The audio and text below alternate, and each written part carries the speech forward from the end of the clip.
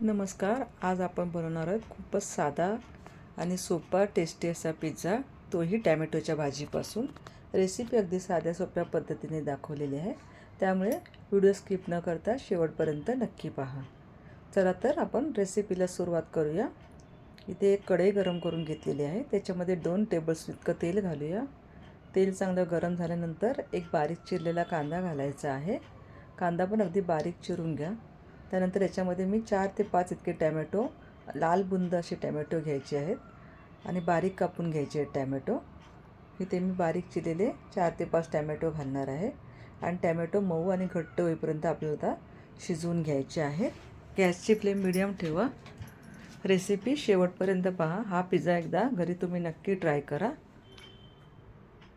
टॅमॅटोची भाजी अशी छान अशी बनवून घ्यायची आहे आपल्याला. आता बघा तुम्ही, टॅमॅटो लवकर मऊ व्हावे ह्यासाठी इथे मी सुरुवातीलाच मीठ घातलेलं आहे.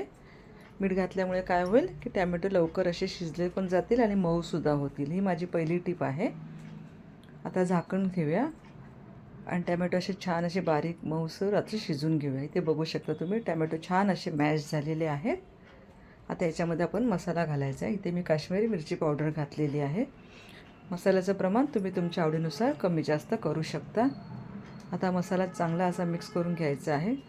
इथे बघा तुम्ही, जास्त पातळही नाही जास्त घट्टही नाही अशी टॅमॅटोची भाजी आपली तयार आहे. तर आता इथे मी पिझ्झा बेस घेतलेला आहे.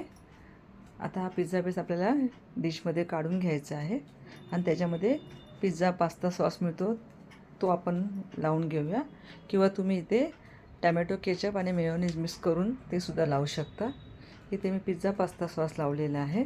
आता तो सर्व एकसंध आपण असा ब्रेडवरती पसरवून घ्यायचा आहे आणि आता टॅमॅटोची भाजी जी आपण तयार करून घेतलेली आहे ती या बेसवरती लावून घेऊया. आणि याच्यामध्ये आपल्याला मोझरेला चीज घालायचं आहे. तुम्ही चीज क्यूब किसूनसुद्धा घातलीत ना तरीसुद्धा चालणार आहे. अशी एकसारखी भाजी सर्वकडे पसरून घ्या. तुम्हाला जर आवडत असेल तर तुम्ही याच्यावरती शिमला मिरची, टॅमॅटो वगैरे कापून असे क्यूब्स घातले तरीसुद्धा चालणार आहे. मी फक्त भाजीचाच पिझ्झा तयार करणार आहे.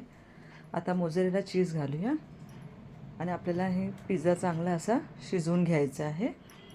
एकसारखा असं चीज घालून घ्या. चीज मेल्ट होईपर्यंत आपल्याला हा पिझ्झा शिजवायचा आहे. इथे मी चिली फ्लेक्स घालते. चिली फ्लेक्स जर तुम्हाला घालायचं नसेल तर तुम्ही स्किप करू शकता. ऑरिगॅनो घालूया, ते सुद्धा थोडंसंच अगदी घालायचं आहे. इथे बघा तुम्ही, आपलं चीज पसरवून झालेलं आहे. आता इथे मी एक पॅन गरम करून घेतला आहे. त्याला सुरुवातीला अमूल बटर लावून घेते आहे आणि त्यानंतर आपण जो पिझ्झाचा बेस तयार केला आहे तो ठेवूया आणि 5 ते 7 मिनटं एकदम लो फ्लेमवरती आपल्याला चीज मेल्ट होईपर्यंत पिझ्झा शिजवून घ्यायचा आहे. झाकण ठेवूया. अगदी छान असा क्रिस्पी असा पिझ्झा तयार होतो. एकदा तुम्ही हा पिझ्झा नक्की ट्राय करून बघा. बघा किती छान असं चीजसुद्धा मेल्ट झालेलं आहे. आता पिझ्झा आपण कट करून घेऊया. अगदी कुरकुरीत असा छान असा बेस जर तुम्ही त्याचा चांगला असा शिजवून घेतला ना तर खूप छान लागतो हा पिझ्झा. एकदा तुम्ही हा पिझ्झा नक्की ट्राय करा आणि रेसिपी जर आवडली असेल ना तर चॅनलला सबस्क्राईब करायला विसरू नका. रेसिपी शेअर करायलासुद्धा विसरू नका. अगदी झटपट अशी पिझ्झाची रेसिपी तयार होते.